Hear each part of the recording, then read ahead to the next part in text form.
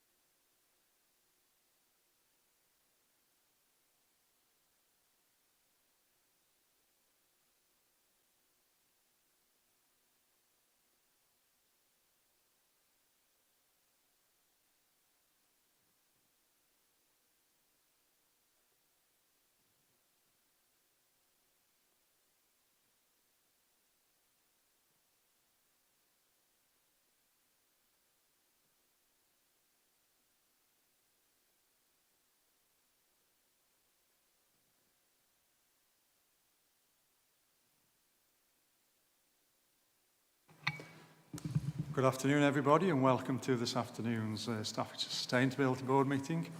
I'd like to remind everybody that today's meeting is the annual public meeting, so I've got a short sentence to read out, which is today's meeting is open to the public and being webcast live and will be archived for 12 months. It can be viewed on the Council's website and YouTube page.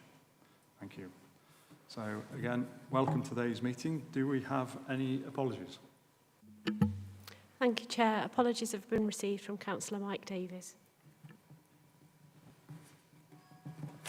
And I see that we've got David Williams in attendance for South Staffordshire. Thank you very much. So moving on, what I'd like to do, again, as it's a public meeting and there's always a few new faces here, if we could please go around the room and just identify yourselves and a quick introduction, name, role and which organisation that you represent.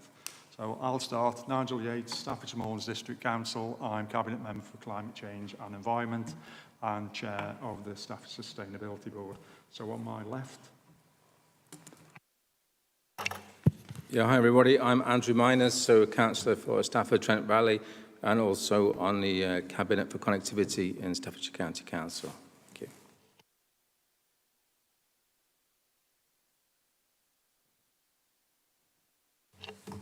you. Good afternoon, everyone. My name is Richard Ray, Assistant Director for Connectivity and Sustainability at Staffordshire County Council.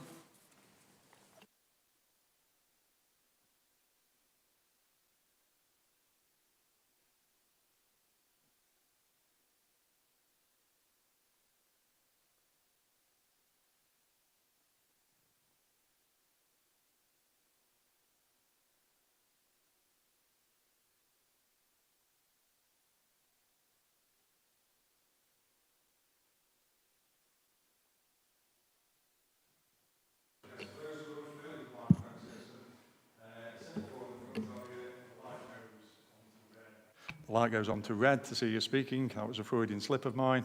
And then when you're finished, if you can remember to switch off, because I'm not in control of that system. Thank you, Chair. Janice Sylvester Hall and Cabinet Member for Climate Change and Ecology at Lichfield District Council.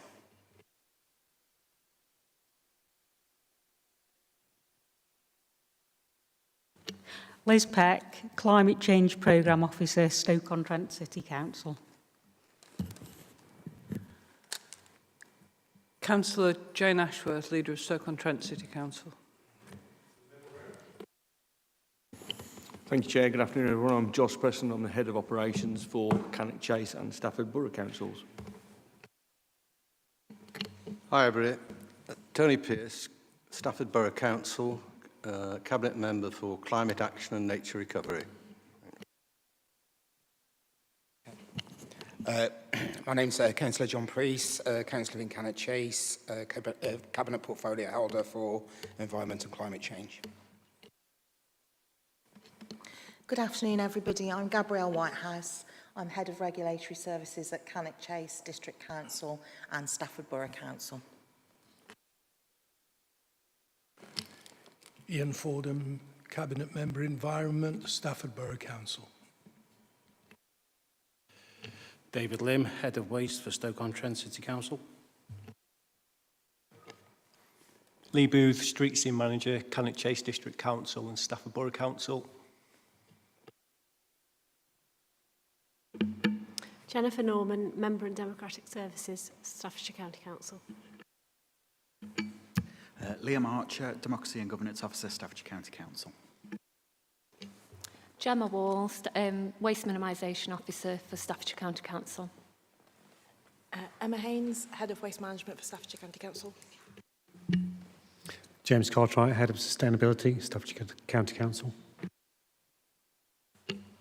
Sam Fulton, National Management Trainee, Staffordshire County Council. Okay, thanks. Andrew Bird, Service Director for Sustainable Environment for Newcastle Underline Borough Council. David Hutchison, Newcastle Underline Borough Council, Cabinet Member for the Sustainable Environment.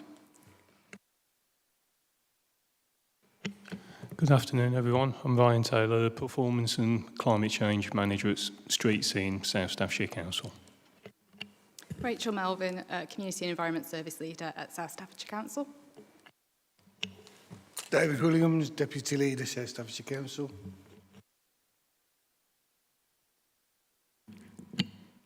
Dennis Fletcher, Deputy Leader, East Staffordshire Borough Council and also the Cabinet Member for Climate Change and Environment. Sharon Walker, East Staffordshire Borough Council, Climate Change and Adaptation Officer. Hello everyone, I'm Kay Buck. I am the Partnership Manager for Staffordshire Waste Partnership. And I'm Ilka Hodson, SSB Officer. Excellent, thank you very much. So now that we know everybody, very good turnout today. Obviously we're looking forward to seeing you all on YouTube later on with your representations. What we'll do now is move on to the sustainable item, which is item 2. It's the Stafford Borough Council Showcase on Sustainable Stafford. So if I can hand over to Gabriel Whitehouse, please, Stafford Borough Council. I'm just going to say a few words of introduction first. We've recently adopted a new climate action strategy for both Stafford Borough and Cannock Chase councils. And for Stafford, we have an action plan on achieving net zero. We've also, at a recent council meeting, agreed to bring forward our target for achieving net zero from 2040 to 2035. But whilst our focus primarily is on the council's own activities, we are hoping to support or planning to support those in the community who are doing actions themselves to achieve or move towards net zero. And part of that is the business community, and that's what Gabrielle is going to talk about now. Thank you. Good afternoon, everybody. Okay, so that's me. I've already introduced myself. I won't bore you with that again. As Councillor Pearce has said, we've got a new climate action strategy across both councils. We're looking to create a stronger, more resilient future for all, and we're looking to do that via a pragmatic approach, making a positive impact in not just terms of carbon reduction, but in terms of supporting local businesses and communities in the borough. I'd like to share with you a short video now, fingers crossed that it works, on our Sustainable Stafford programme. Sustainability isn't just about the environment. It's about building a stronger, more resilient future for everyone. For small businesses across Stafford Borough, making smarter choices around energy, resources and supply chains can lead to real financial benefits. More and more customers are supporting businesses that reflect their values. Energy prices remain unpredictable and government policy is evolving fast. Taking action now helps you stay ahead to become more efficient, more resilient and more appealing to today's market. In this film, we'll show you how 3 local businesses are making it work, each in their own way.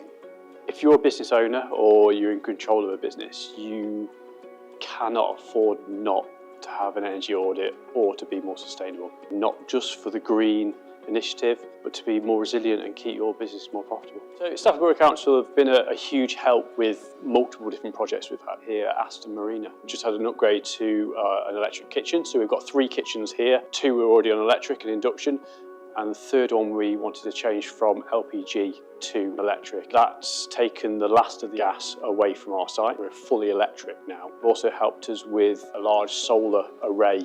We had a rise in our electricity price, so it nearly doubled overnight. Now, if Perry's going to be here for the next 100 years, it has to be sustainable. I start to look at funding, if there's any funding out there, or look at solar panels. And with the Stafford Borough Council grant, it was absolutely brilliant. It was a no-brainer. It just gives you that little bit to get you over the line. Now we've got solar panels. Our electricity bill at the moment is £2,000 to £2,500.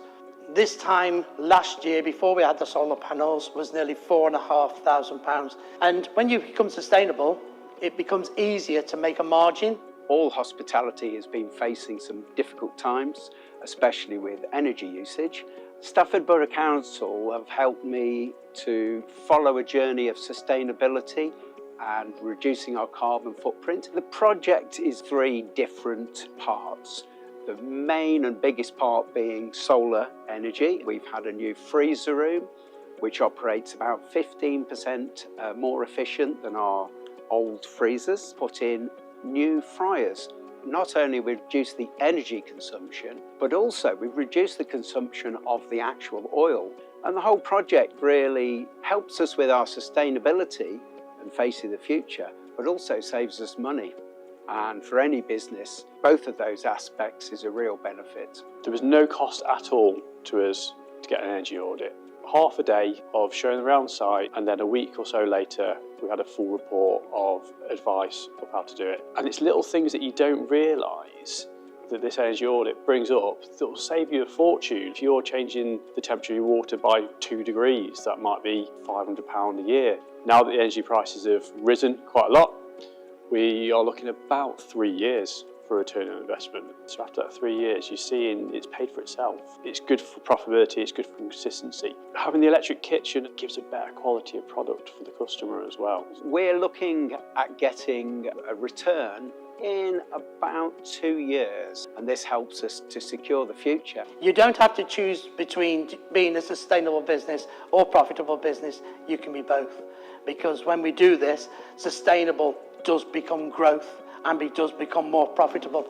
Stafford Borough Council, the funding department is brilliant. There's always a positive. Speak to people about it. Stafford Borough Council gave us more than enough help, and it encourages us, go for it. You won't regret the benefits that will come in the future. Get an energy audit, get someone down and get a bit of direction. There was no cost at all to us to get an energy audit. Take them up on the offer. It takes half of your day and it could save you thousands of pounds, hundreds of thousands. We can all play a part in helping our planet and shaping a sustainable future for the next generation. This is sustainability that works. So thank you to the 3 businesses that took part in that video, Aston Marina, Perry's of Eccleshaw and the Wimpy, which is just down the road in Stafford, if anyone fancies popping in at the end for a snack. So a little bit more about sustainable Stafford. According to data from the Carbon Trust, the average small to medium enterprise in the UK generates around 15 tonnes of CO2 equivalent annually. Stafford has 6,000 SMEs across the borough, and Sustainable Stafford is designed to offer advice and funding to encourage our SMEs towards achieving sustainability and reducing energy costs. So we have a number of funding streams and activities that we're doing with our businesses locally. And the first is the Resilient Stafford Grant. So this has come from UK SPF and REPF funding. £160,000 has been allocated to this funding stream to support energy efficiency projects. Grants range from between 5,000 to 30,000 to support businesses become more sustainable and work towards implementing energy efficiency saving measures. There's examples of eligible projects underneath, which include heating upgrades, insulation enhancements, solar panels and ventilation systems. Another piece of work we're doing is the Climate Change Action Project, and this has been delivered in partnership with Keele University. This looks to deliver a structured programme of workshops, digital resources and evaluation activities designed to empower and help develop Stafford Borough's businesses and communities to lead on climate action, reduce their energy costs and become more sustainable. The programme will equip 50 organisations with actionable strategies for energy efficiency, cost savings and accessing additional finance. We have also the Rural England Prosperity Fund, which is delivering £150,000 of capital grant funding for businesses based in commercial premises in Stafford, particularly in rural areas. And this will help them develop and grow the rural economy. So all of this work has a positive knock-on effect for the communities.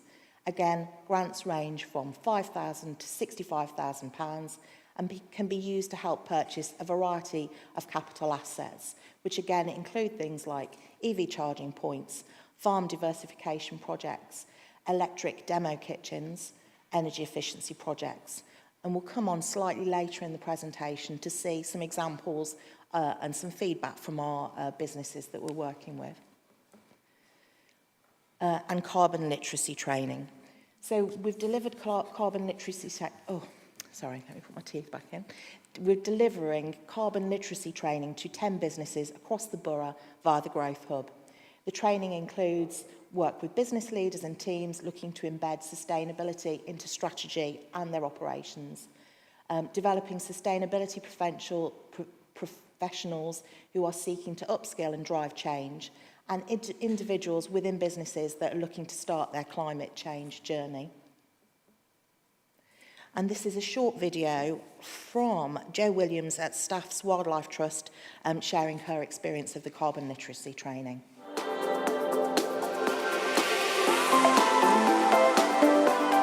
I am Jo Williams and I work for Staffordshire Wildlife Trust. Doing the carbon literacy training for our organisation has been really good because it's given us a chance to just concentrate on that specific topic. There's a lot of information, but also you get a chance to talk about things and discuss things. It also gives case studies. You could see kind of real life examples, how the carbon literacy training had helped other businesses.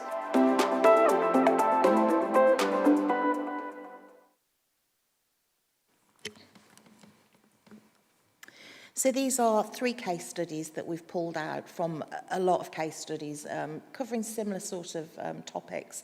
And these are the actual feedback comments from the businesses involved themselves. So this is the Little George, I think that's a public house, installation of 2 EV charging points. We wanted to do something to support the whole town, and this project benefits Eccleshall as a town, a destination and a community. Retailers and hospitality businesses will benefit from increased visitors to the town. Wider stakeholders will benefit from cleaner air and lower emissions, and the project's contribution to climate change goals. This is around diversification into growing energy crops and funding for their processing and storage at Woodside Farm. The project allows my business to further diversify under the auspices of the Green Agenda. We are already changing the delivery model of the farm, incorporating initiatives such as pollinator strips, winter bird food and wildflower areas. This is a timely opportunity to create a green technology-based rural enterprise which will be able to evidence a significant contribution towards the net zero agenda and targets. And finally, Pegasus Hospitality, which is based at the County Showground, and their state-of-the-art mobile trailer. The trailer and its appliances are designed for low energy consumption, whilst the stainless steel interior ensures durability and easy cleaning and a reduced environment footprint. By adopting sustainable practices, our mobile Airstream bar trailer not only reduces the environmental impact of our operations, but also promotes responsible consumption among our consumers. So as you can see, incremental improvements have led to significant impact for these business operations, and we look to continue to do that with businesses in the borough. If anybody would like any further information, a lot of this work is led by Martine Manning, and they're her contact details. Thank you very much. Right, thank you very much, Gabrielle. That's very interesting, actually very thought-provoking. It's always good to see real-life examples, especially in the private sector, and not just looking inside on how clever we are and what we've done. Sometimes we're not quite as clever as we think we are, so that's very good. If I can take Chair's prerogative and ask you a question first, just to drill down on one of your points. It's not too difficult, so to speak. We all know what an energy performance certificate is, and it is a legal requirement for commercial buildings, and within that, any council buildings technically should also have an EPC as well. And I know EPCs broadly say, this is what you've got, snapshot. If you do this, this is what you could have.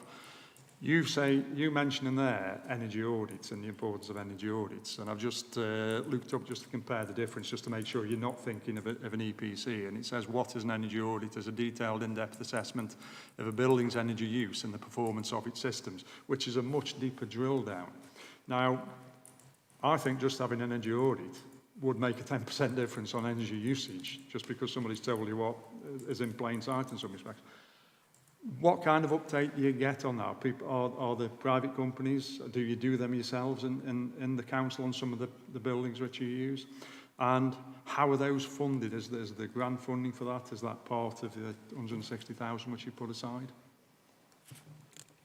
So thank you. I think you've answered part of that question already yourself there, so thank you. The way that this works is we will outsource this work. We're not experts on going out and carrying out these audits. And actually, what it is it provides additional information. It also allows businesses to know where they can target so that they can better spend their money, I think. So that the funding for the audits would come from the funding that we're offering. I think you heard, I think it's Neil from Aston Marina say that this won't cost you anything other than your time. At the council ourselves, we're currently doing their decarbonisation audits across our buildings to do exactly the same thing, because of course it's very fine that we suggest businesses do this, but we also need to do that ourselves, and we're looking to get the outcome of those audits probably in the new year and start work on our own buildings. Excellent, thank you very much. I hope that's an example for everybody. I like to think we're all doing it, and to a greater or less extent, I'm sure we have. Are there any other questions, anything which we'd like to raise with Gabrielle? Yes. Yeah, it's a general one. We're also doing something very similar in Lichfield, and I was just wondering what the level of response had been. We found that we probably could have tripled the value of what we've actually got available for the amount of applicants that have come through. But just to gauge the response over in Stafford side of things, because there is a range in the actual grant funding that's available too.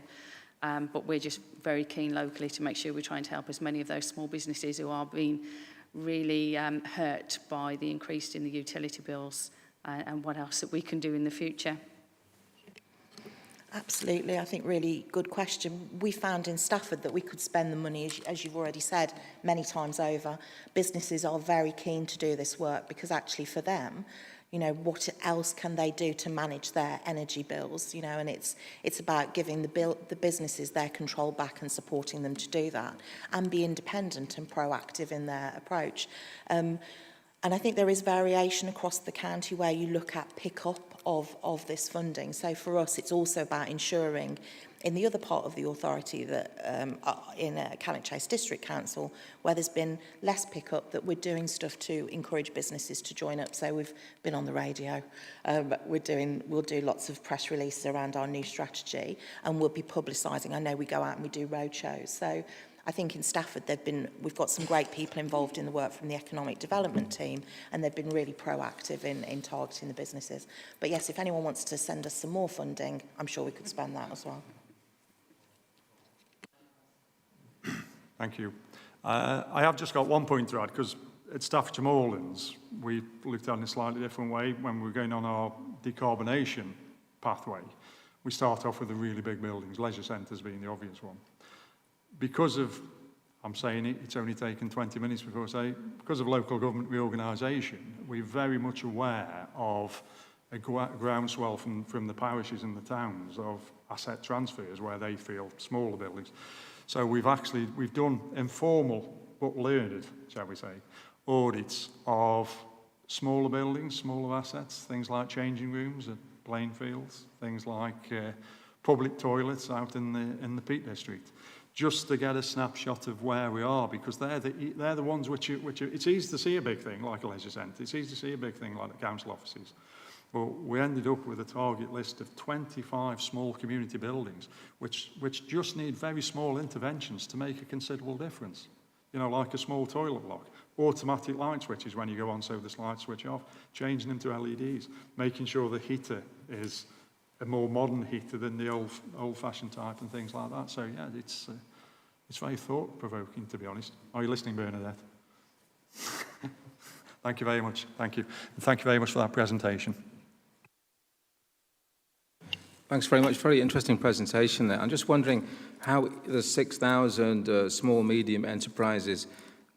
Is there any that were rejected and lessons learned? Because, I mean, Wimpy is quite, you know, spread across the country, although in Milford it's been there for many years, and perhaps their headquarters could have spent the money on that. But how do you manage and discuss with people who've perhaps failed to get the grant? And maybe they might be upset if they were nearby. There's a competitive advantage of, say, Wimpy, for example. I think my understanding of the Wimpy model, business model, is it's a franchise.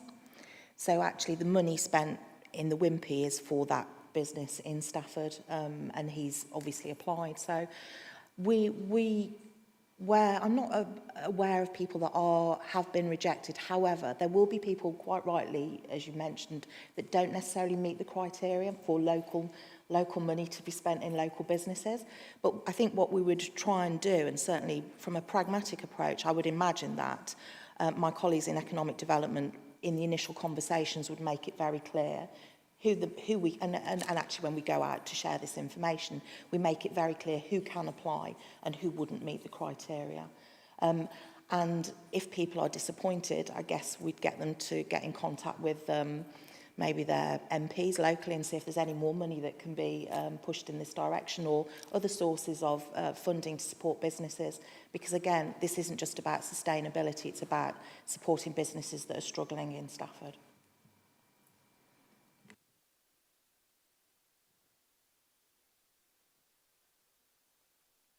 Just to follow up on that point, as I say, we're going through a very similar process at the moment, and one of the applicants that we've been aware of locally was looking at something more significant than what our grant was be able to facilitate. So we've actually directed them to Staffordshire County Council's Bs funding, so there is an opportunity there. So where you just mentioned about other grant funding, we've actually directed them to Staffordshire County Council as part of the Bs side of things, the Business Energy Advice Service. Yes, that's a very good point. I mean, SBEN as well, the Staffordshire Business Environmental Network, they really offer a lot of assistance and support. And one of the things which is key to this is navigating around the various grants which are available, whether they're very local grants or moving up to national grants, and even things like lottery grants, which some of us are very much engaged with at this moment in time. So thank you very much for that. Which is, yes. Moving on to the waste management item, which is item 3 on the agenda, which is partnering for waste reduction. And this is a presentation regarding an update on Staffordshire's collaborative waste minimisation schemes, which is presented by Gemma Wall. Over to you, Gemma, and very good to see you. Thank you. Here we go. So I'm the Waste Minimisation Officer for Staffordshire County Council. I've been in post for 2 years. When I first started, I spent a lot of time at the recycling centres across the county. Speaking to the site staff, they are the people on the ground who see what happens on a day-to-day basis, know everything that happens, and know the changes that they would like, and they're the people in place to make them happen. So firstly, we started with technology. We launched Tech Cycle. This is whereby any items of IT can be dropped off at the recycling centres, and we work with 2 different charities who firstly try and repair the items. So Free IT Stafford, despite the name, they do cover Staffordshire. They will repair any laptops, desktops, and all the equipment, and then gift it back into the community. Any items beyond repair are collected by E4. They will strip all and save all possible components. They are a charity who employ people with learning difficulties, mental health illness. So they're full-time employed, which is an area which they find difficult to get full-time employment. Any monies raised from E4 goes back into IT training for individuals with mental health illness. So far, we've saved over 16,000 items since that scheme began. Next up is medical care equipment, so Medicycle. Initially, it was one of the things highlighted on every site that so many crutches, Zimmer frames, wheelchairs get dropped off and put into scrap metal. So initially, I started with privately owned equipment. In my head, if it was on loan, it goes back. So if it's from Mediquip, if you get a pair of crutches, it goes back to Mediquip. So I thought we needed to focus more on the privately owned because there wasn't an outlet for that. We partnered up with Grace Cares in Lichfield, again a non-for-profit, run by volunteers who clean, disinfect, repair and reuse the items.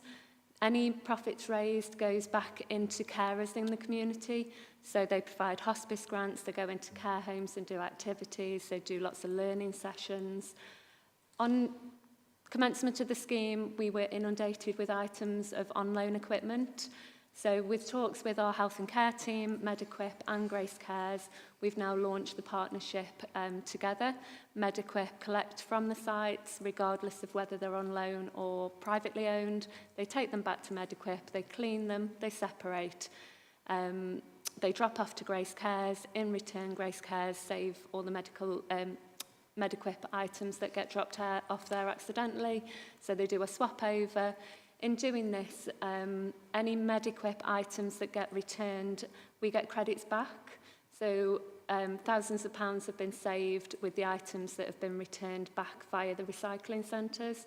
I think this is because the recycling centres are open long hours in all locations.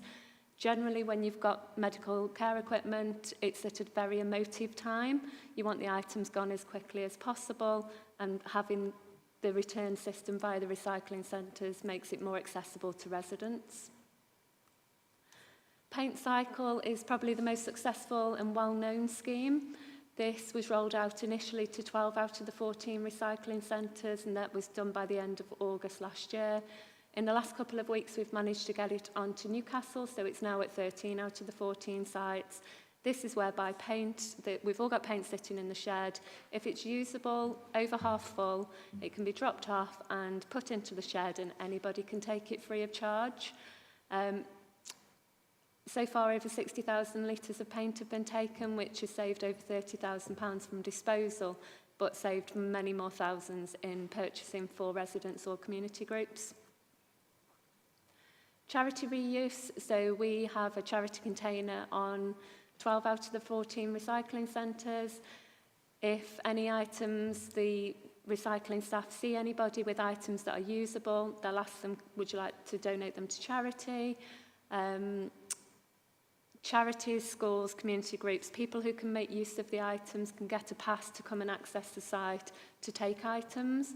This includes people like Staffordshire Women's Aid who take furniture for reuse when they're rehoming people, school to do a pop-up event to raise money that goes back into the school. We've got 121 groups so far signed up to obtain items. In doing this, it led to a bit of criticism that we don't allow the public to take items off-site. Health and safety, the actual logistics makes it impossible at the moment. So we've launched the Rescue Me pop-ups. This is where I take a van load of items, work with different community groups, districts and boroughs, all different schools and whatnot, lay the items out. They're available for a donation. It's a donation of choice, so it's accessible to everybody. It keeps the items in circulation. It makes them usable. This slide says we're over 9,900. We've now had 3 more events. So we're over the 10,500 mark for 69 events, with all that money going back locally into the community.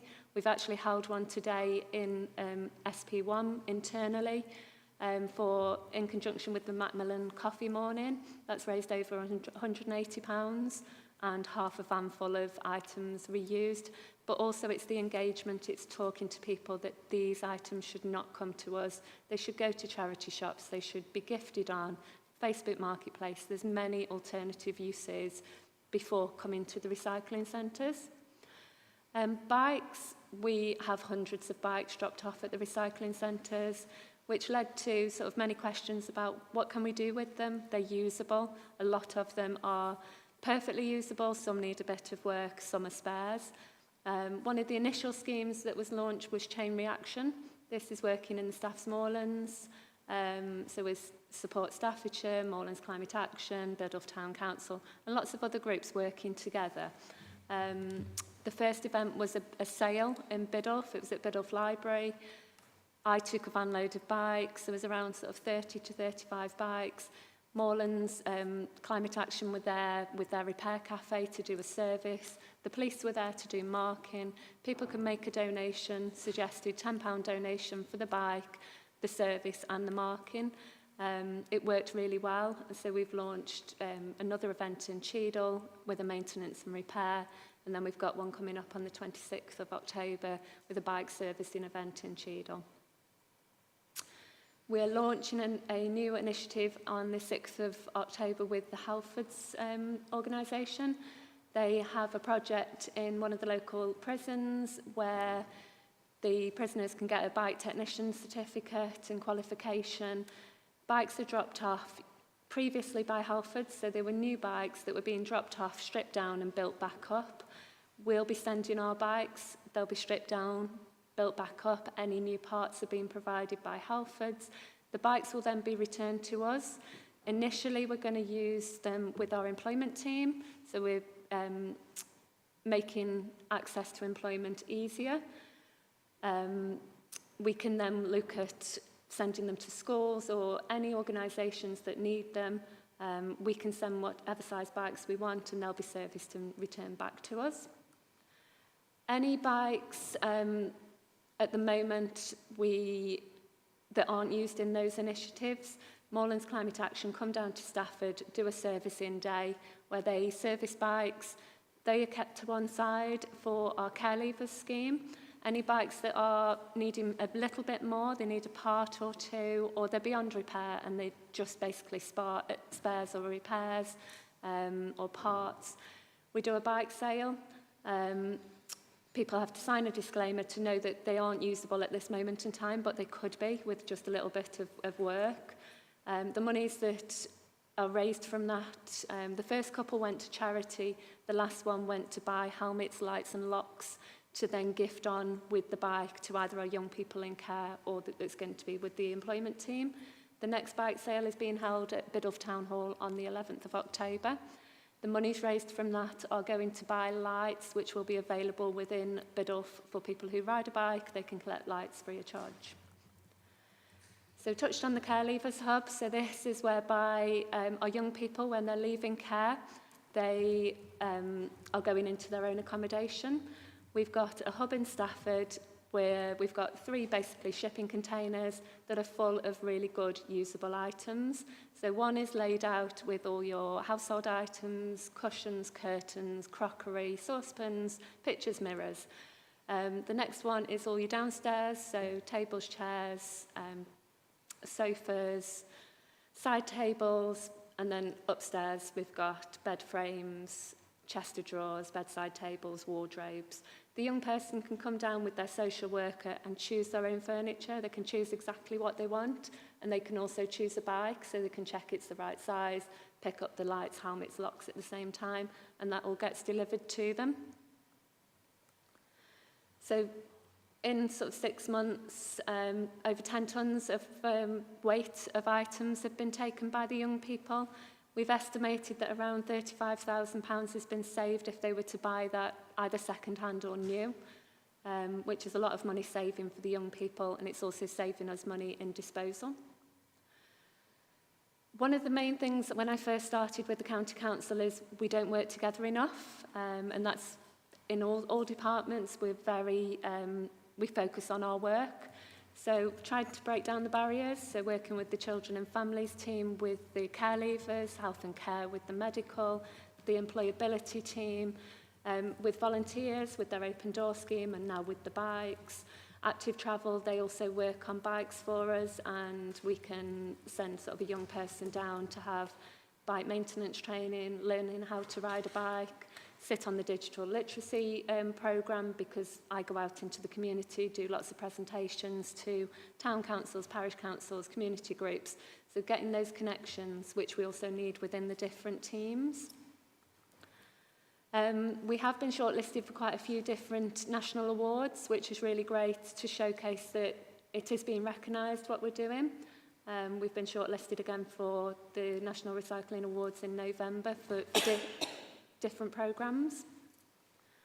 And the Waste Savvy Staff's page is where you can find out all the different programmes that are going on, the different events that are going on across the county. I share what's happening in the community when the repair cafes are on, and just trying to share more knowledge and join the community together. I'm done. Fantastic.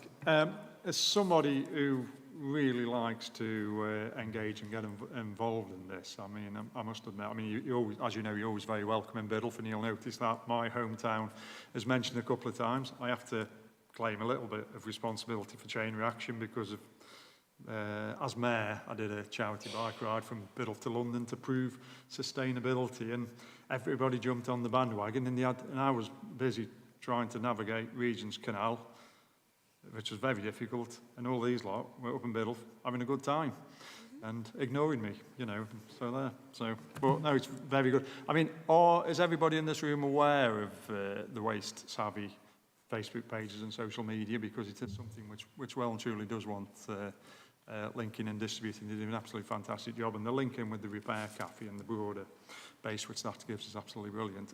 Just a couple of comments. Being very familiar with the Household Waste and Recycling Centre up at on Bemsley Road in Biddulph, on the Staffordshire Moors was, the signage for dropping off isn't quite what it should be. I think, you know, I know they've been doing a lot of work there and siding it out. I think that's something which I think is an evolution. It's not a criticism. It's all this is evolving and it's creative. But I think that could improve. I think there's too many people who are just automatically tipping things which are far too good to tip. And you've done an absolutely fantastic job. I can't personally praise you enough based on the effort which you put in Biddulph. But I think we could help. You know, the organisation you're talking about, joining up thinking, the organisation could help themselves to help you, to help reduce the waste go to landfill, which has obviously got a cost to the county council and cost to us as taxpayers, and there's a cost to individual residents, and I think that's laudable, and I think that's absolutely brilliant. And the other thing which you mentioned is this importance of a knowledge exchange, and in some respects that ties us into what we're all about at the Staffordshire Sustainability Board. The whole idea is that, you know, we learn off one another and things like this. Give us ideas on what we can do. I know we've got representatives over there from Stoke-on-Trent. I mean, are Stoke-on-Trent within this system now with Waste Savvy Staffordshire? Are they joining the sort of initiatives and things? Is there a knowledge transfer there? Because obviously, you know, close to us is the two Stoke-on-Trent sites. So are they on board as well now? Yeah, so I work with Owen, who's the Waste Minimisation Officer from Stoke. I'm trying to encourage him to do more. So he came out to an event in Stoke last Saturday. So I did a pop-up with an organisation that had asked me for bikes. So I'd gone down, taken bikes and explained what I do, taken Owen along, and he's really on board. So he's now taking bikes to them. They are setting up their own charity container to try and encourage people to take, or charities to take, large furniture. So yes, they are Also, the medical equipment, they've now put a collection point at Hanford after conversations of how good it works and how accessible it is for residents. So. Good, good, excellent. And one final comment, because I'm a phone person, not a cash person. Find some way of getting a little ping and go for you. You know what happened? I owed you £5 for weeks, didn't I? You know, so anyway. So, have we got any other questions? Got a question. It's great. As we went through the presentation before, I was really quite impressed about that. Was there a way to get this information on perhaps school mail shots so that that can be sent out with a weekly mail shot somehow that goes to schools and sixth formers and things to get them more wider, shot at getting out there to general public? Yeah, no, I can look into if there is a general, I've worked with quite a few different schools, so I've got individual schools across the area that I work with, but if there's a general mail shot, that would be great to know about.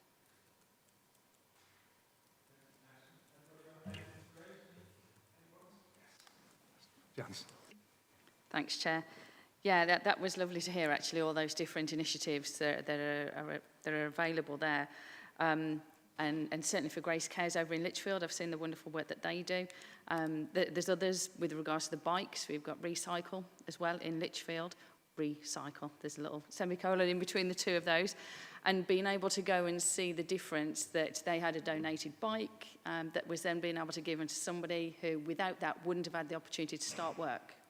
And the difference that something can make like that. But for me, it was just looking at, is there somewhere, is it on there, I was just having a quick look on the website actually, where people know where they can go and drop off this stuff. So if they've got old laptops, they know where locally that they can go to drop off their tech, or if they've got a spare bike where they could go and do that type of thing. Yeah, that's all available on the Stafford County Council website. All the different programmes are listed, the drop-offs. Excellent. Okay, thank you very much. Thank you. So, moving on to the next item on the agenda is the Sustainability Board joint items. There's three things which we're discussing here. One is the vision, secondly is the pledges, and thirdly is going to be the forward plan for the meetings of the SSB. Now, what I will say before we start is that the vision statement and the pledges, what we're looking for today is a recommendation. There's a general discussion around each one, seeing if there's anything particularly missing, anything which is particularly onerous, but really a recommendation which goes forward to the Leaders Board, and then it'll be the Leaders Board to take on that recommendation, have a debate and decide on the adoption of those pledges, and then we pick those up from there. So this isn't a decision-making body in that context, but we are putting forward those, hopefully putting forward those recommendations. So starting on the vision, there are two options on the vision, and being very much aware that we're in a public meeting, I will have we've got plenty of time, I will have the liberty of reading them out as quickly as I can. So option one, the Staffordshire Sustainability Board, is a collaborative forum for the democratically elected bodies of Staffordshire and Stoke-on-Trent. Together, we aim to influence positive change and empower community organisations and individuals to secure a sustainable future for our county. Sustainability means using resources efficiently to deliver long-term value through cleaner air, economic resilience and ecological balance. The board will support environmental resilience and climate adaptation across our organisations and communities. While each authority may pursue its own priorities, the board provides a shared space to align efforts, exchange best practice and support progress in ways that reflect local ambitions. We will work with external partners to bring expertise and innovation and protect and enhance our environment for the benefit of residents and visitors. The vision will be reviewed annually and refreshed in 2028. So that is option one on the vision, which I'd like us to consider. Option two on the vision, similar but slightly different, otherwise it wouldn't be an option. The Staffordshire Sustainability Board is a collaborative forum for the democratically elected bodies of Staffordshire and Stoke-on-Trent. Together, we aim to influence positive change and empower communities, organisations and individuals to secure a sustainable future for our county. The board supports and champions resource efficiency to deliver long-term value for money and environmental benefit where there is an alignment with individual organisations' net zero commitments. This will further enhance and potentially increase pace on development of green technologies. The board will deliver environmental improvements within our remits to ensure resilience is achieved in line with our key strategies. The board will support waste services in delivering efficient, value-driven operations with consideration of waste minimisation through reduction, reuse, recycling, contributing to a cleaner, greener future. The vision will be refreshed in 2028. So do we have any comments or any preferences on Vision 1, Vision 2? It is open to the floor. Yes, Chairman. I think certainly as regards the vision statement, option 2 would be preferable as far as I'm concerned. The first one contains no reference to net zero. And whilst sustainability isn't just about achieving net zero, it's certainly an important part of it, and therefore it should be included in my view. Thank you.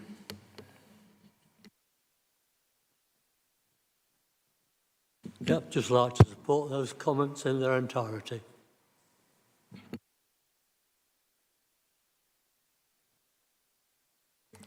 Yeah, just reiterating those comments, I think those option 2 is the best way forward for us. That will get my support. Thank you. Option 2 is in closer alignment with the preferences of Stoke-on-Trent and in line with our corporate plans as well. Thank you.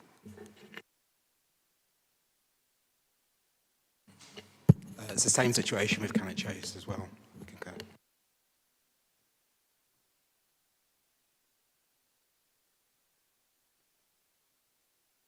Okay. So I think with regards to the vision statement, it looks like we are developing a consensus. So for elected member representatives, 1 from each district and borough, if we could have a show of hands we'll have a show of hands for option 1, option 2, and any abstentions, just to get the figures right. So if we could have a show of hands for option 1 of the vision statement. We have 1. A show of hands for option 2.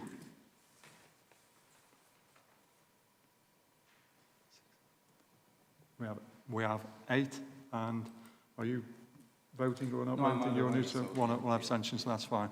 So in that respect, the recommendation will go forward that option 2 is submitted to the Leaders Board. Okay? Thank you.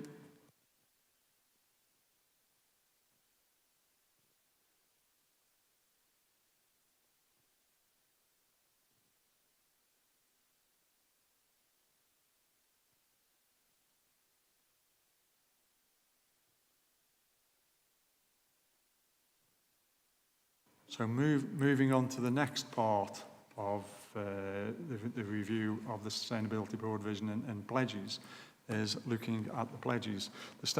Put this into a little bit of context. Stafford Sustainability Board was formed just over 4 years ago with a series of pledges. I think there was a degree of alignment and reporting and going as far on some of them as we perhaps could, and the fact that they are now embedded as part of the procedures and processes which we've taken forward as part of our climate change and sustainability, environment and waste management. It was considered with the change of governance at the last election at county, that was a good time to sort of review and address the prospect of evolving those visions. And I think in these cases, it is an evolution. We haven't all of a sudden ripped up pieces of paper what we've got going forward and start off with new. So it's just a case of evolving and focusing. And one of the thoughts which is in my mind, and I'll mention it again, is with local government reorganisation, you know, in the sort of medium horizon, so to speak, I think it's very important that we've got we're working on similar headings and similar similar topics, so that when we do sit around a table on whatever organisation we end up with in a few years' time, whether it's the same one as we've got now or whether it's something different, at least nobody's looking like rabbits in the headlights, and it's a surprise. We are aware of what we're doing and what's going on, and it helps with that, obviously, that knowledge transfer. And building into that, from my point of view as chair, is one of the things which, and we will come on to when we discuss the work programme, is this about having each of the district, boroughs, county, city, having the opportunity to showcase something which they've done and they've done well. And we've had a showcase today from Stafford, we've had a showcase previously from Newcastle. It puts a bit of peer pressure on the rest of us. I'm looking at Bernadette over there, doesn't he? You know, and that is part of the knowledge exchange, and it's part of showing Staffordshire what we're about and what we're doing and what we're actually achieving, which is the important thing by that collaboration. So it is proposed that as a commitment, the combined councils will, within their own boundary, initiate the following, but acknowledgement that the larger scope of environment change and resilience is within the wider community of Staffordshire and Stoke-on-Trent. So the first pledge which we had, and these have all been distributed for comment, and we've had some comments back, nothing particularly negative, a few neutral comments, a couple of positive comments. The first one, and again I'll read it out for the viewing public, is powering a sustainable future. Councils will collaborate to shape a shared energy vision that supports sustainability, resilience and economic growth. We will promote energy efficiency across homes, businesses and public buildings, support access to affordable and cleaner energy options, engage with the national grid and energy operators to align future supply with local development needs, identify local energy needs and explore funding opportunities for community-based energy projects, share best practice and technical insights to strengthen local energy resilience. Each authority will tailor its approach to reflect local priorities and their capacity. And I think in some respects we saw an example of that with the presentation earlier from Staffordshire Borough. Just to put my two pence in to start off with, one of the things which come back was a concern is that it's an expectation that each district and borough does a local area energy plan. That isn't the expectation at all. That's usually done on a broader thing. And to be honest, you know, there is some discussion that the nation is moving away, evolving away from local area energy plans. I mean, that's so 1924 and we're 2025. Did I say 1970? Anyway, that's another story. So, but what it does do, it gives scope. I mean, Staffordshire Moorlands District Council had started to look at reopening their local plan. Obviously, LGR's probably got in the way of completing that, but the local plan is still being considered in view of housing targets, in view of energy requirements and needs, in view of planning applications.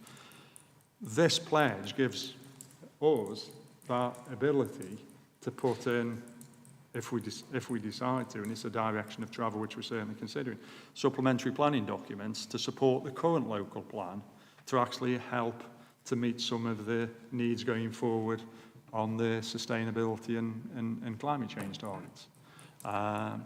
It also helps and empowers the use of grant funding and organisations like SBEN to actually help our businesses, again, which was showcased by Stafford. So they're the angles which, on this particular one, we're looking at from Staffordshire Moorlands' point of view. So has anybody got any comments on Pledge 1?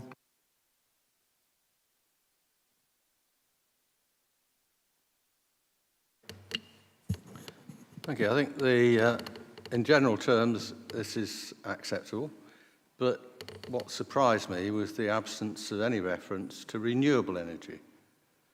And I do think that you know, it's a fundamental element of a sustainable future, is that energy sources should be renewable. So I would very much like to see reference to that within this section. Thank you. Thank you. For me, when we're looking at this particular one, I think it's important to remember that we do have our own individual aspects of it for our case, as a district council, and how we can apply that and across a different spectrum of items as well. So as it stands, that's acceptable. And we know that what we're trying to do locally is going to be taking it in different initiatives. I don't think that conflicts with any of those. Thank you. I'd like to agree with the previous speaker that this pledge would indeed be strengthened if we were to talk about renewable energy. That would fit more closely not only with our policies in the city, but I think with the national direction of travel. So it would seem appropriate that we align ourselves appropriately. Thank you.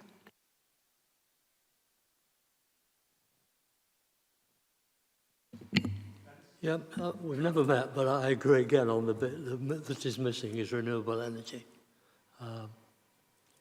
So it ought to go in there somehow. I haven't got the words because I haven't thought of it until you brought it up. But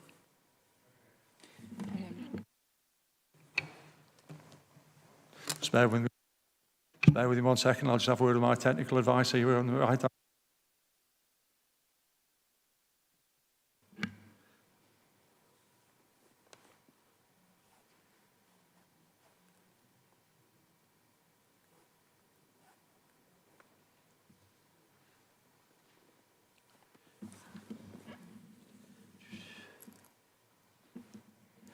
can I? I've got some wording. The wording could be transitioning to cleaner, lower emission energy, including renewable electricity, sustainable heating systems and low emission transport solutions. I think that's something that we suggested in our...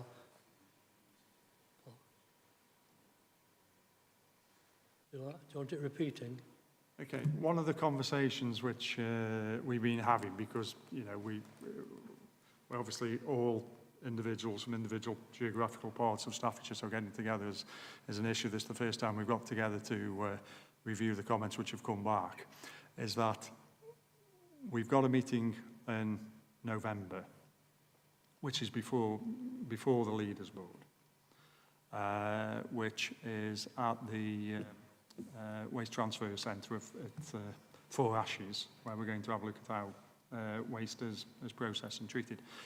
We have a meeting room there available to us, and it is a thought that after this meeting, where we're getting the consensus together, is that we actually have a working group session to finalise and make sure that we in broad agreement with the wording on these subjects, because I do get, reading the room, and we'll have a show of hands if you like, I do get the feeling that, to me, I can see, I go on that and I automatically think renewables and everything, so I don't have to see the word renewables put in, but I do see the importance of having it in print for that matter. So could I have so in that context, what we'll do, we'll look at these individual visions today, get a consensus on what we think is missing or what we think wants amplifying. And then when we meet at Four Ashes in November, we'll have a separate session to go through these pledges, agree the exact wordings, get a recommendation there, and then put those forward to the Leaders Board. Is that okay? Can I have a quick show of hands on that if you're in agreement with that? And any comments, thank you very much, that's unanimous. Any comments which come up, like the inclusion of renewables and the transition, we will make sure that those are put forward as minute points for discussion. Yeah? So that's the base on which we'll go forward with the remaining pledges. Are we happy with that? Excellent. Yeah, I just got a quick question on the engage with national grid and energy operators to align future supply with local development needs. That can be a quarterly meeting, or how would you plan to work that one through? Thank you. That's something which we can put on the work programme. Again, we've had the national grid in before, and I think what's important, what we're certainly finding, I'm speaking from Staffordshire Moreland's point of view, is that certainly when it comes to major investment which the council and which business is doing, we're having difficulties with the actual power connections, whether that's for something renewable, whether it's something for an upgrade. I mean, we've, for example, and it's, you know, it's the reality of what we're dealing with the electric network grid. We've got a massive decarbonisation project going on at one of our leisure centres at the moment, waiting for a power cable to be plugged in. We've got, and that's been waiting well over 12 months. It's on the cusp of being plugged in, but it isn't there yet. We've got our second leisure centre decarbonisation and renewal project at Leek, which again, the timeline is totally and utterly dependent on plugging it into the appropriate high voltage socket. So it is very pertinent to actions which we're taking. It's also very pertinent to the planning department and where planning considerations are being put forward for renewables, whether they're renewables on factory buildings and warehouses, have they got the power connection, or whether we're putting, people want to put solar panels on a field or down the side of a road. It's all associated with connectivity. So one of the things which, again, when we come to the work programme, is to actually get the regional team from National Power or the particular title body to actually come in and give a presentation on what the status is, what the potential issues are, what the potential solutions are, what the potential future is. And then depending on that initial presentation, that will be for us to decide as a group on whether that is a relatively regular thing, regular item, which we put forward on the work programme, whether that, I doubt we'll get them quarterly, but whether we try for it quarterly, 6 monthly, or an annual update. But I think the National Power Network transitioning for something which was very centralised, production-based, and designed to emanate out to something now which is actually pinpoints of things delivering that power in is a critical change which is affecting all of our ambitions when it comes to energy transition and sustainability. So having that initial meeting as a priority, and because we obviously covered for November, I think we would aim for that to be January, but in some respects it's come up here. I'm preempting that for discussion when it comes up onto the forward plan, but I think that is a critical part of the thinking, and that is something within that pledge which is critical for all districts and boroughs, county and city. Okay, so I think we've got a consensus on that one. Are there any other comments on emissions or such as? Okay. Moving on to 2, working together for Staffordshire. Councils will collaborate with local partners to deliver practical, cost-effective approaches that benefit communities across Staffordshire and Stoke-on-Trent. We will explore joint models for delivering multi-agency EV infrastructure, attracting investment and supporting local jobs. Integrate adaptation measures into council services and planning, including flood resilience, heat preparedness and emergency response. Support nature recovery through tree planting, habitat protection and delivery of the local nature recovery strategy. Coordinate clear, consistent messaging to help communities build resilience and take informed action.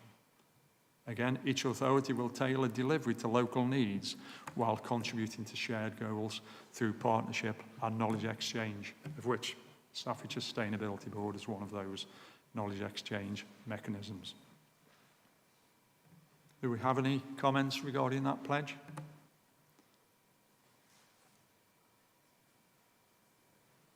Yes, Tony? I think the title of it is a bit odd in a way. It's working together for Staffordshire, but it's a question of what the focus is meant to be in this paragraph.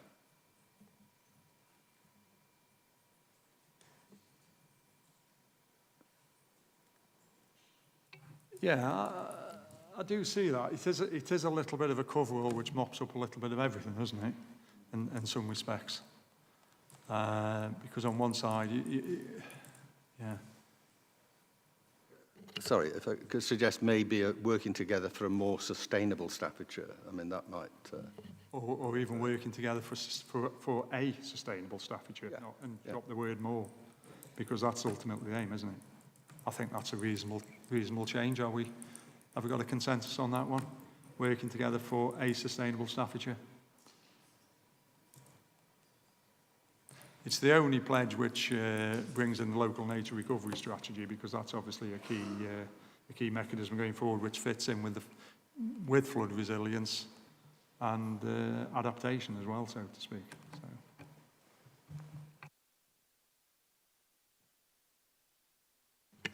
Thank you. Can I just say that we welcome the inclusion in this second iteration of the support nature recovery paragraph. As far as we're concerned, and I think it is indisputably the case, that the significance of developing, protecting biodiversity is central to all our planning of attaining net zero stroke a sustainable environment. Thank you. Yes, I think that's an important point, and it was one which was raised, and it was one which was acknowledged following the Teams meeting which we had at the last session. And in some respects, again, because it's an extra bullet point in there, and as we have agreed that we're going to go for a working group just to iron these out, there is certainly a thought in my mind that we have local nature recovery strategy as a seventh pledge.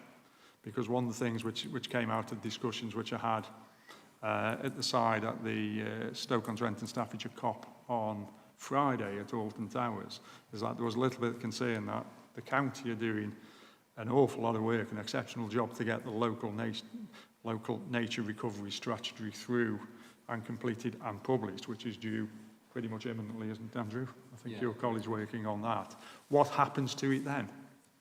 Was a question which was put, and it's hard to say what happens to it then because we haven't actually seen it. There might be a list of actions, recommendations, whatever. So in some respects, having a pledge aligned with the next stages on local nature recovery strategy, which embeds the response within our districts, boroughs and city, may well be worthy of a pledge on its own. So I think that's something which it's either a case of acknowledging that it's either there on pledge 2, or we consider potentially as a separate pledge when we just sit down on November just to finalise these things and before it goes to the leaders board. Do we? David? Yeah, just on that local nature recovery plan, we discussed that at Tamworth, and we're happy that that has gone in because we felt that that was really missing, and it's something I think we should focus on. Whether it's a separate pledge, I'm not really too bothered. As long as it's in there somewhere, we can focus on it and report on it. I think that's good enough for us. But happy to go along with the flow on that one, really. Yeah, the element of having it as a second pledge simplifies Tony's point about the fact that there's a few things there together roll into one pledge, as if it's almost and everything else, which you sometimes get on a job description. This is what you do, and anything we ask you to do. But it also treats it with the gravitas of which it deserves. Having a definite pledge, which means definite focus without any ambiguity and mixing of other things. It means it's going to be specifically reported on. So there are virtues to doing that. But yeah, the fact that it's in there is obviously covers that. So again, we'll finalise that in November. But in principle, we good on that one. Yes. For the local nature recovery strategy, can we pull in some examples of such as we went out for a field trip to Burton Quarry, and they're going to be bringing that back on into a nature park in the future, hopefully with cycle paths and engaging human beings with the nature. So that's, I think, quite good value for people to walk and enjoy the countryside and appreciate the countryside. Thank you.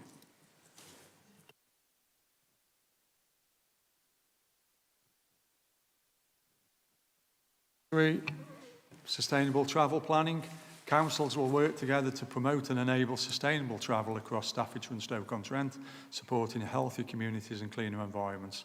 We will support the delivery of local cycling and walking infrastructure plans, support the implementation of the new local transport plan, identify and pursue funding opportunities for sustainable travel projects, including active travel and low emission transport, share best practices and collaborate with partners to improve connectivity and reduce transport-related emissions.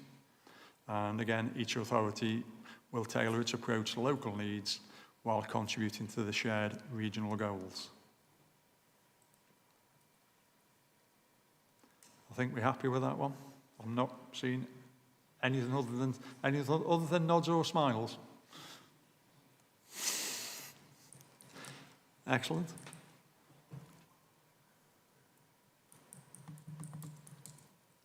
Item 4, communications. Very important, this communications. Councils will contribute to coordinated county-wide communications that supports the board's sustainability, environment and waste objectives. We will commit to a shared 3-year communications plan, reviewed annually, covering key themes such as transport, biodiversity and adaptation. Ensure messaging is clear, consistent and accessible to help communities build resilience and take informed action. Work collaboratively to ensure communications activity delivers value for money and reflects local priorities. And each authority will tailor its communications to local audiences while contributing to a shared regional messaging. And that also includes the ongoing support of the commitments, financial commitments, which we have as individual districts and boroughs to the Staffordshire Sustainability Board. And so do I have any comments on that one? 2 comments, yes, thank you. Ian? Thanks, Chair. I think we've spoken before in this forum about the importance of effective communication, and some of the aspects of that are having a clear and consistent message, which is picked up here.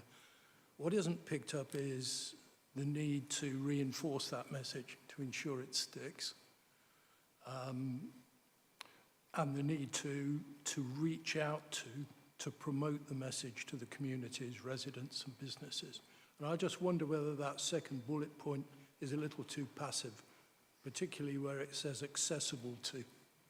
I think what we should be talking about is going out there with the message and repeating it and reinforcing it. So the clarity, yes, the consistency, yes, but let's talk a little bit more about what we're doing in an active way rather than a passive way. That would be my only comment. Okay, and we've got one more comment before Janice.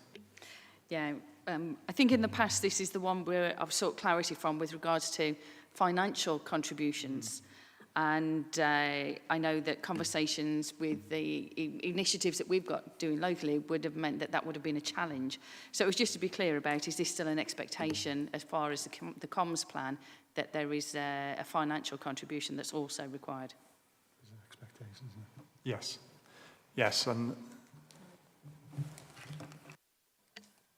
from a waste perspective, and this is just waste, not the rest of climate change, but we have our own communications plan, and within that we are, it's self-funding effectively, so there's no financial commitment for the waste aspect. That's separate. just picking both points together, because we had a discussion earlier when I was just going around saying hello. The communication strategy, which was set up for the previous 4 years, and the contribution was equalised between each of the counties and district, that went to support road shows, which included the Carbon Bubble, which included the Dream House. At the moment, we haven't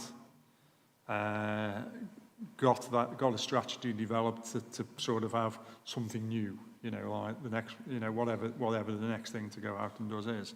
So in some respects, I personally think, and it's something which has to go to the leaders board at the end of the day on this, you know, it's facilitator of a meeting when it's all said and done, is, are we going to do something as grandiose, impactful, transport heavy, personnel heavy to do that, or are we going forward, you know, because the county council drove that and were heavily involved in that, and I'm not sure that, you know, we've got that same commitment at this moment in time for those kind of things.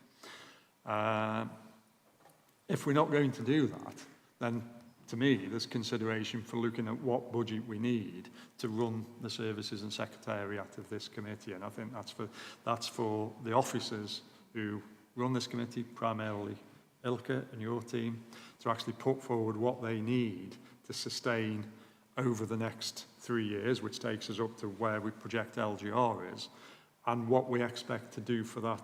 What's the justification for that money? Because at the end of the day, we meet at the county, there's a secretariat, there's a lot of work behind the scenes. That does come with costs. We are a shared collaborative forum, so there's got to be an acknowledgement of that, whether we want to think of it or not. Well, I will hand over to Ilka just to make a comment. That's my feeling. If we don't do any more bubbles, then perhaps. Yeah, I just wanted to remind everybody that we are actually at the moment in the process of organising the tree giveaway this autumn. Now, the senior officers would be aware of that because they all have been contacted. So at the moment, on behalf of the SSB, we're purchasing 4,000 trees that will be distributed in separate events in each of the districts and boroughs throughout October, November, and then also next year in the February half term, because these are the prime dates for planting trees. And this is all included in the comms plan that would have been circulated with the board at the beginning of the year. But if anybody would like to have a copy, then just contact me and I can send you another copy of that plan. But the senior officers are all involved in finalising the dates, finalising the locations, and also providing some officer support, because obviously that will be around about 500 trees per event, which we will need some officer support from the individual districts and boroughs. So that is, this year's comms plan was focusing on biodiversity, but I'm more than happy to circulate the document again, just so everybody is up to date. Thank you.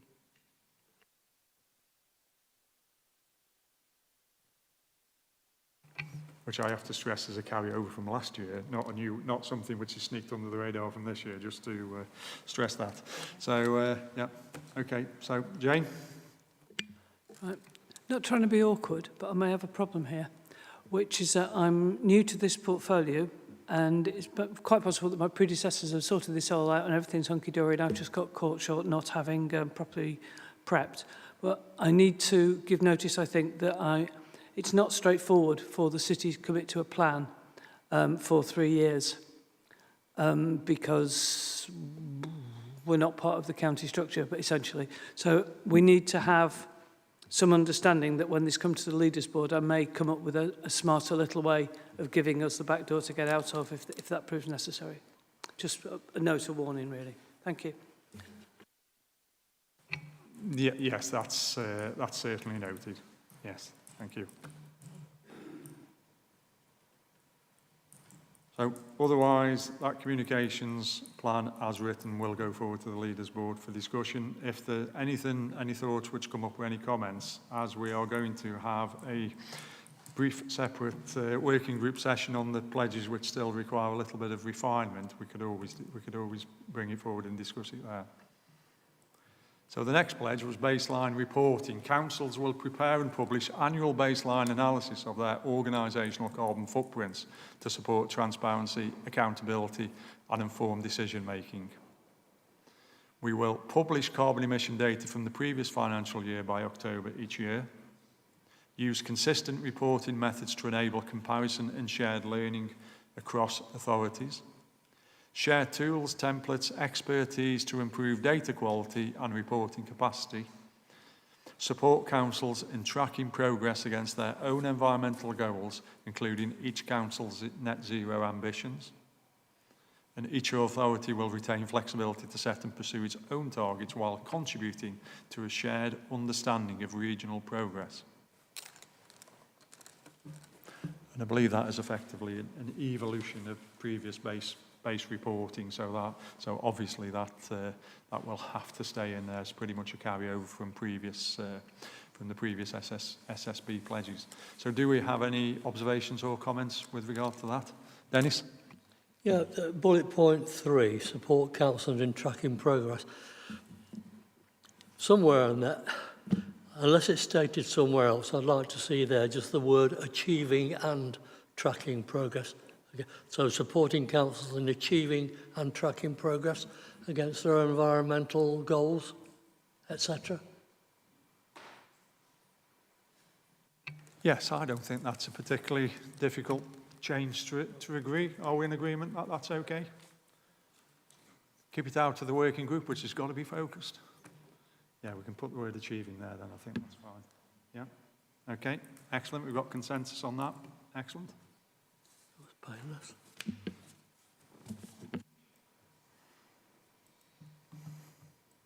So moving on to pledge 6, waste and recycling. Obviously a key part of the Staffordshire Sustainability Board, and the Staffordshire Sustainability Board was an evolution from the Staffordshire Waste Partnership.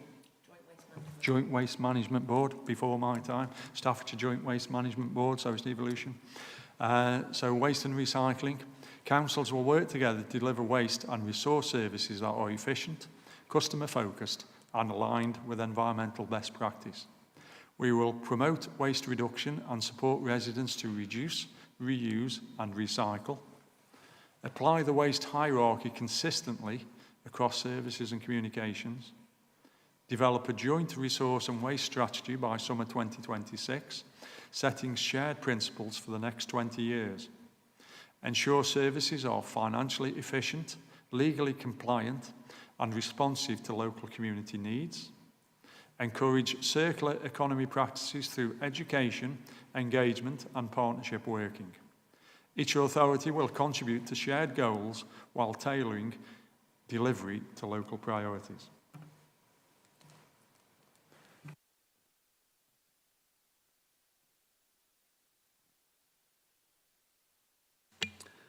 At the risk of being a pedant, would it not be appropriate to add to this the need for collaboration with the Staffordshire Waste Partnership?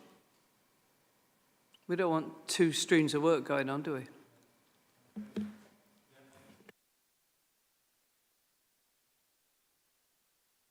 Yeah, that's absolutely fine. That's absolutely sensible. Can we, when we're doing the waste and recycling, can we look at also the cost of environmental damage or criminal damage to some of the facilities that have been heavily impacted this year? Thank you.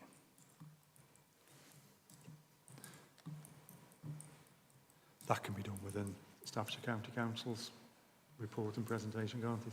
Yeah, I guess it's more perhaps to go to education, to educate the community as we're doing that, you know, if someone has stolen all of the cables and infrastructure on a waste recovery centre, it's difficult, and there's damage of millions of pounds to recover that.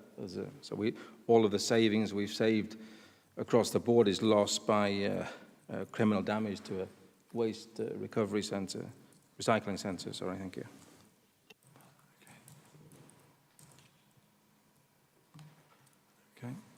So that includes the discussion on the pledges. If anybody has got any comments before we actually do close that one to a close. Yeah, David.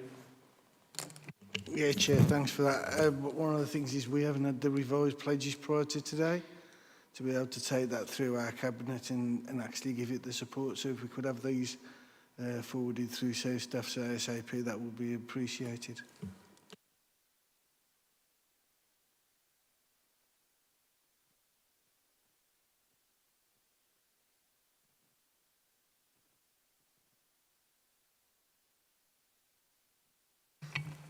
Would you find it acceptable that we have the working group meeting first to iron them out, so you're actually dealing with the pledges as they would be proposed to be going to the leaders board? Yeah, Chair, I mean, whatever you got to send through, obviously that will be going through our members and obviously through cabinet for approval for us to be able to vote accordingly. So, yeah, if we can have, whichever way it is, we'd like to see them prior to actually being asked to vote for certain things, and are we accepting it? I think what we could do in advance, certainly in advance of the working group, is to add in italics any changes to the pledges as we've discussed today, because I think there's 3 pledges which we'll be looking at on the working group, which is quite focused, and then send them forward to everybody so they've got plenty of time to consider and plenty of time to, you know, have their arguments ready for the, in a positive way, for the working group. David. Just one comment on Pledge 6. Can we swap waste and recycling round? So could it be recycling and waste? Because we really want to stress the recycling, which is what we're all about. Thanks.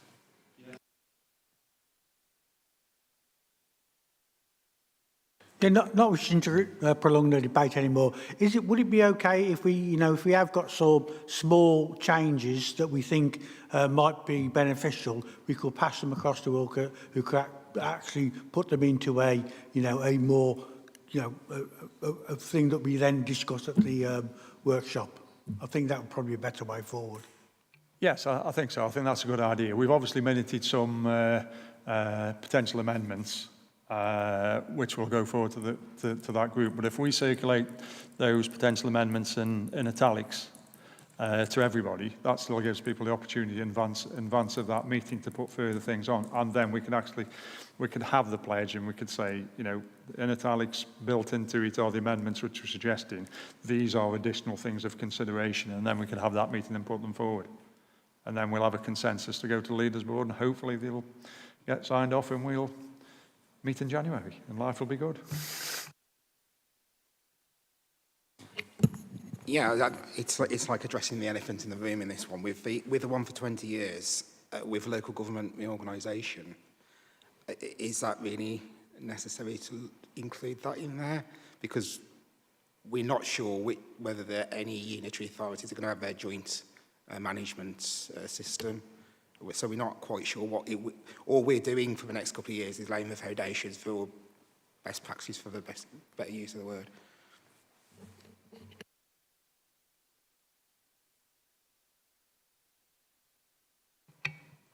Yeah, the elephant in the room is local government reorganisation, and my sort of caveat is that this is as much a knowledge exchange as much as anything. It allows us to sort of share best practices. It allows a little bit, let's face it, allows a little bit of peer pressure.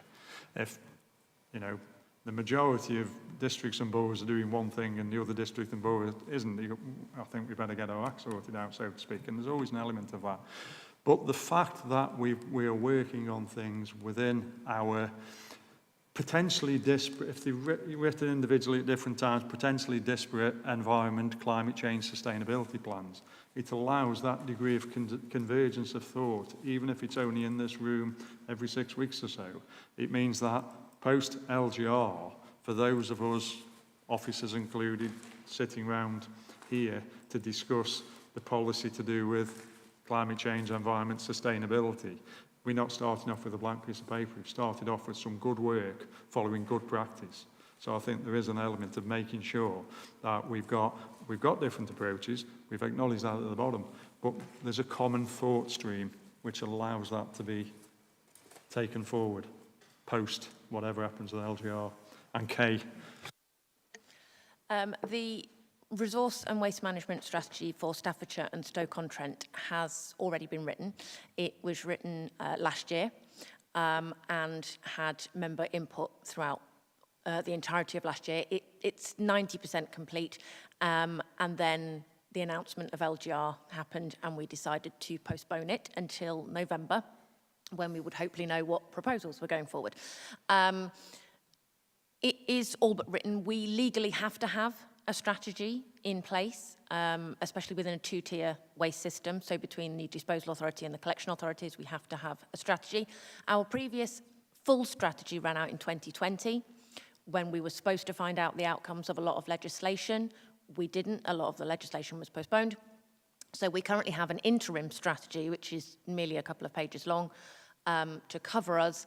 That runs out this year. So we need to issue something.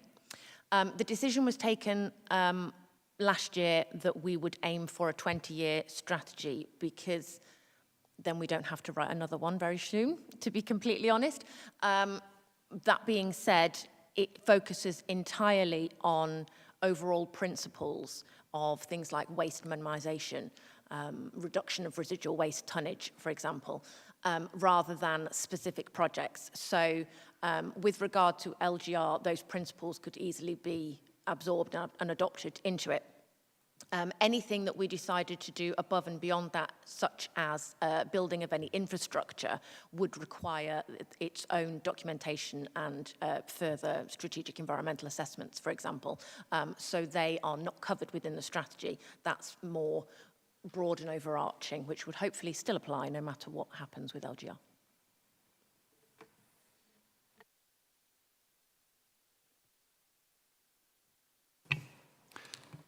And just a point of clarification from the Chair. Can I just do my clarification first? Yeah. My answer was about the general pledges, not the waste pledge. I think your question may have been specifically the waste pledge. I mean, 20 years, and was it? Sorry, it's just because that's the only one where there was specified a date. Specified time, yeah. So we've had an explanation on that, but the commonality and convergence was the thing. Dennis.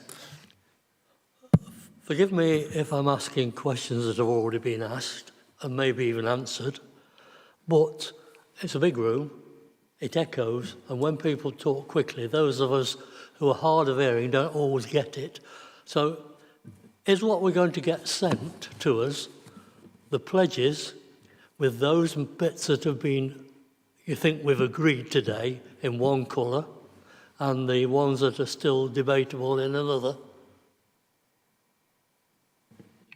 Yes, so you're going to get the pledges, you're going to get the generally approved amendments in italics, so you can see the change of where they've been put in, plus it gives you the opportunity to actually add extra comments which need considering.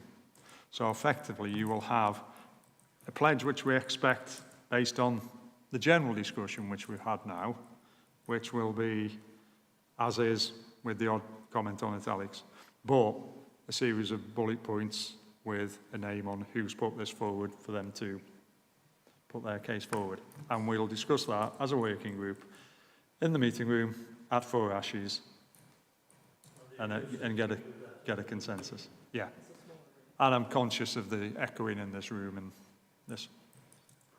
Yeah, I'll come on to that in a second because the next item agenda, if everybody's happy for us to move on, Tony.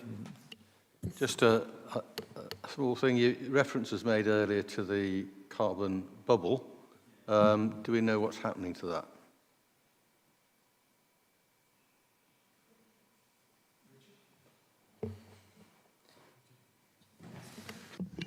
I'll take it. If no one else wants it.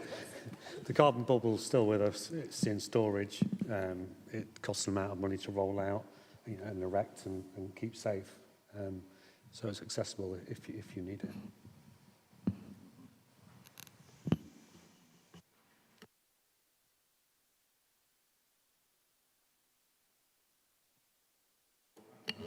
Well, I was wondering what the plans were, and it seems there isn't any immediate plan for its use, as it were. Yeah, well, maybe we can think about what might happen in the future then.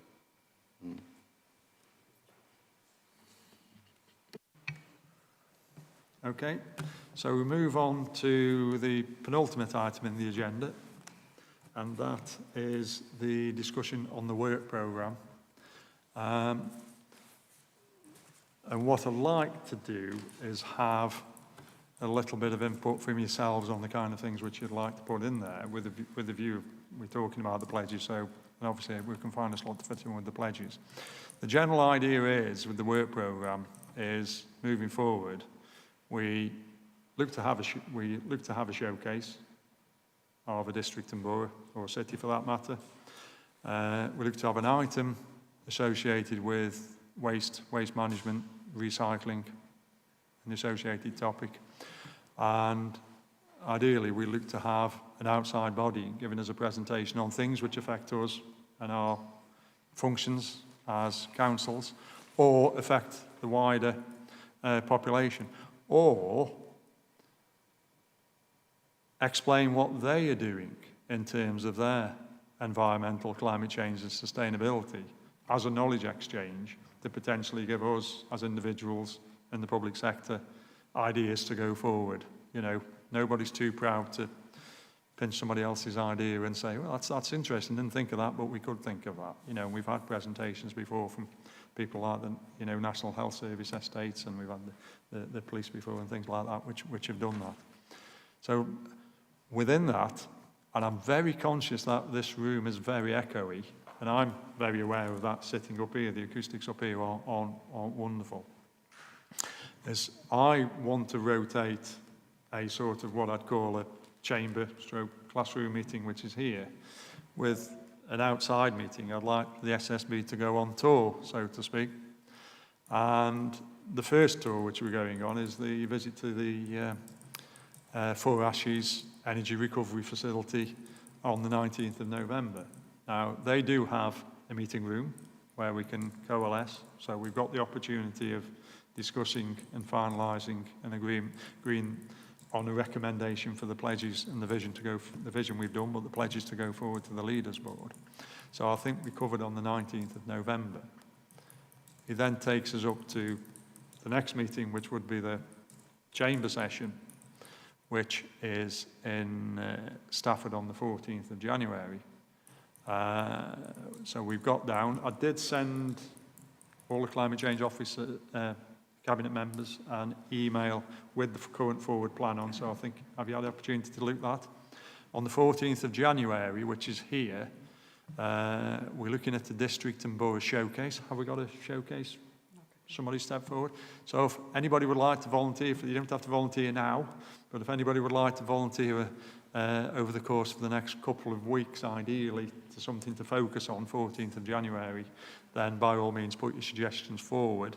If we get more than one volunteer, it just means that next time we don't have to ask for one. If you know what I mean, you can go forward on that one. So we're looking at the district and borough showcase. We haven't at the moment got an item for associated with waste management, but one will come up. We don't see an issue with that. By the 14th of January, we would have had the approval or otherwise from the Leaders Board, would we not? I'm not 100% Not 100% sure, so we'll just have a refresh, just a state of play on that. We may be waiting, or we may have had, or we may have to do some revisions because they aren't leaders for, you know, the title says that's their job. And on sustainability, we have put in an update to the Levi project. Obviously, we know that with the current administration, with Andrew's administration, there's been a pause on the residential part, which, and we've had some discussions outside the meeting to do with things like providing channels for people in whatever, so that homes can actually access. That has benefits. And we do understand that over in Stoke-on-Trent, that you're currently installing some trials of EV charging channels for residents in streets which haven't got driveway parking. I'm looking for a nod, Liz. Yes? Yeah. And I have asked to have a look at that when they installed, so that, and Andrew would like to come up as well, because that may well gear a direction of travel for Levi, and I think that fitted in with what Tony had said at the last meeting at Stafford, so I think that fits in there. But we have got Levi Part 2 as well, and I do know that the county have put out a notice to parishes and towns to say if there's any facilities which they have, whether it be village halls, village green, well, not village greens, but, you know, other parking spaces, sports facilities and things, which could facilitate EV charges for the wider community. So that call has gone out. I think there was a time-dated line for coming, so it's well worthy to have an update on that. And also on the 14th of January, which will complete the agenda, is an update on the local nature recovery strategy, which will have been published by then, and by then, I've been assured, and by then, we as districts, boroughs and city would have had the opportunity to have reviewed that and gone through our scrutiny panels or associated committees to look at that. So it'd be an interesting conversation to look at the feedback, and certainly to look at next steps, because obviously we as Tier 2 and the unitary as a city will be heavily involved in taking that forward. So we covered in January. Moving on to March, now this is where it potentially gets interesting, because once we get to March and beyond, it gives us the opportunity, it gives you the opportunity as members to suggest what you would like onto this work programme, who we can bring in, who can do showcases, what updates which are required, whether that's county policy or national government policy or outside bodies. The idea on Wednesday, and I've had a brief discussion with, well, mentioned it to Councillor Jane Ashworth over there, is that we've been invited by Staffordshire Wildlife Trust to see the local nature recovery work and the economic development work which is taking place on the River Trent through Boothen, which is by the side of Stoke-upon-Trent. It's the actual realignment to naturalise the river and rewild it. So it's so it fits in very well with the recently launched, which will have been the recently launched local nature recovery strategy. And I think at the same time, if it's possible, it's not too far away logistically from the council buildings and offices, if we could have a room facility there to have a meeting, an in-person meeting there, to perhaps have a couple of topics to discuss in a chamber basis or a room basis. Good acoustics, please, in Stoke. And that site visit as well. So, and site visit an hour, decamp into the room, showcase for an hour, update on anything which is associated with waste. So we've got time to develop that, and we're getting the nod. There are some suggested topics which you've seen there, which come up beyond there. The meeting after March is May, isn't it? We probably won't have one in May because we have general elections. Oh, we've got general elections in May. Not general. Not general elections. We've got generally we've got elections. Right, okay, we've got some elections. Right. Not yet. What I would like to fit in, and I'm putting this out because this is breaking news, I had a discussion with Professor Zoe Robinson last week, and she has offered that the Staffordshire Sustainability Board have a meeting at Keele University to have a look at their renewable energy generation and control infrastructure, which is like Cape Canaveral, isn't it? It's a fantastic, absolutely fantastic state-of-art facility. If anybody, you know, it's a fantastic opportunity to go there. They also want to show and demonstrate their green hydrogen prototype production facilities, which again is very fun. So I'm tempted, knowing that, now remembering that there are some elections in May, that we perhaps look to dovetail that in sometime in early April as an extraordinary Staffordshire Sustainability Board meeting, because that, I think, is an opportunity which we shouldn't miss. I know it's a little bit of a trek from the south of the county, but I'm sure you'd find it very interesting. It's an absolutely fantastic facility.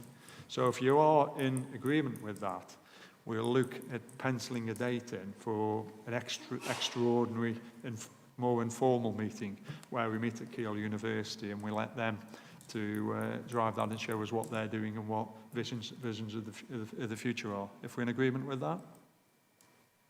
Yeah? Okay. Ilka, have you got anything you'd like to add to the work, add with comment to the work programme? No. Okay.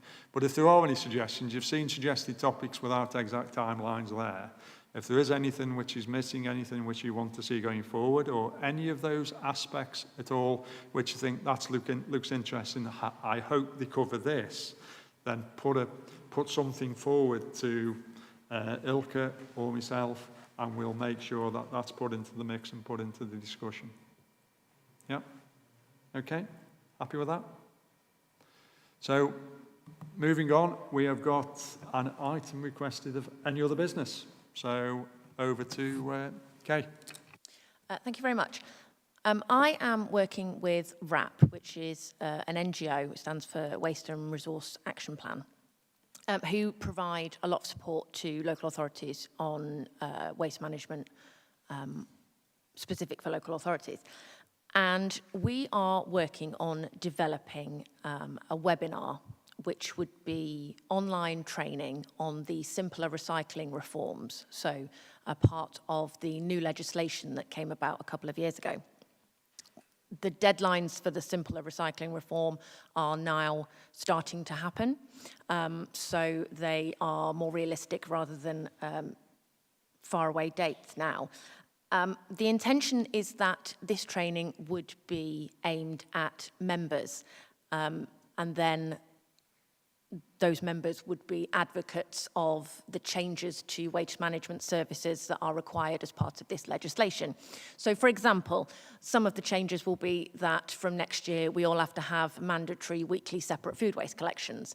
I expect a lot of your residents will contact you about it. So this will provide the information that you need to be able to answer those questions to your residents and to advocate for those new services.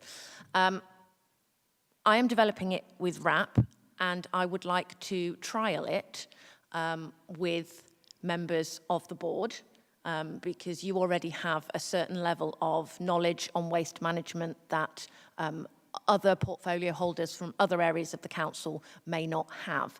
I would love to have a dedicated Teams meeting in the next couple of months where I will present the webinar to you to get your feedback, so that you can have input into how we develop this. Once we have finalised a version of this, it will be available to all authorities across all of England. So this is a wonderful way for Staffordshire to give back to the rest of England, but also to showcase what we're doing in Staffordshire. So I would like to hold a member meeting at a time that is convenient for yourselves. It would be outside of this usual board meeting. It could be evenings if that is preferable. It could be late afternoon, it could be morning, it could be the usual 2 p.m. on a Wednesday slot that we've had for the board meetings. Does anybody have any comments on the plans or any preference of when you would like to hold a dedicated meeting?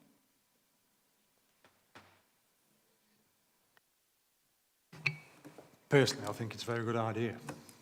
I mean, I know Newcastle are ahead of the game on this and you've been doing it, so I think your input would be especially important because you'll have gone through the pain of the transition and come out of the other side. So, so again, you know, from a knowledge exchange point of view, that would be very, very good input which you can put on that. I think the best way of doing it is you want it really before the end of this year, don't you? Yes. Yes.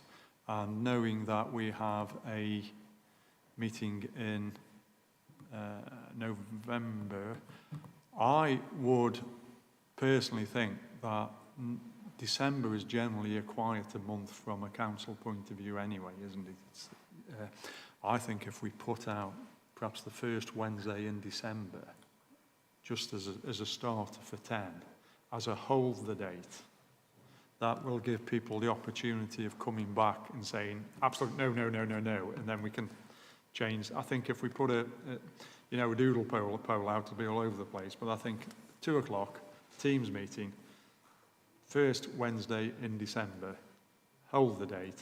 If we don't get any mass unavailabilities, we will then firm it up with a Teams invite. Yeah? Agreed? Okay.